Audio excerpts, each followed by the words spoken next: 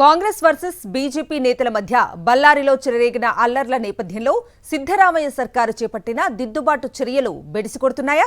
అల్లర్ల నేపథ్యంలో బళ్ళారి ఎస్పీ పవన్ నిజూర్ ఆత్మహత్య యత్నం ప్రభుత్వ అసమర్థతను చాటుతోందా? బళ్ళారి ఎస్పీ పవన్ నిజూర్ను సస్పెండ్ చేస్తూ కర్ణాటక ప్రభుత్వం ఉత్తర్వులు జారీ చేయటాన్ని పార్టీలకు అతీతంగా నేతలు తప్పుబడుతున్నారా? అసలు ఈ ఎపిసోడ్లో ఏం జరిగింది?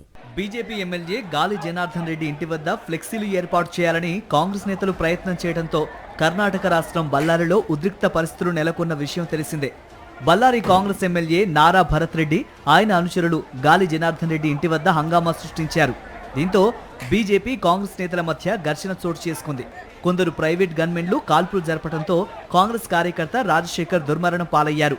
ఎమ్మెల్యే భరత్ రెడ్డి బంధువు సతీష్ రెడ్డి తీవ్రంగా గాయపడ్డారు. ఈ మొత్తం వ్యవహారానికి సంబంధించి బాధ్యులు మీరంటే మీరు కారణమని బీజేపీ ఎమ్మెల్యే గాలి జనార్దన్ రెడ్డి, కాంగ్రెస్ ఎమ్మెల్యే భరత్ రెడ్డి వర్గాలు ఆరోపించుకుంటున్నాయి. గాలి జనార్దన్ రెడ్డి సహా 11 మందిపై పోలీసులు కేసు నమోదు చేశారు.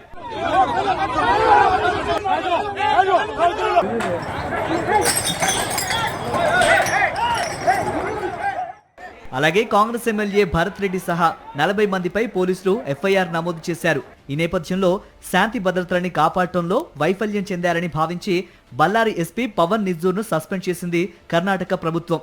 ఇటీవలే బదిలీపై బళ్ళారి వచ్చిన ఎస్పీ పవన్ నిజూర్ గురువారం రోజున పదవీ బాధ్యతలు స్వీకరించారు.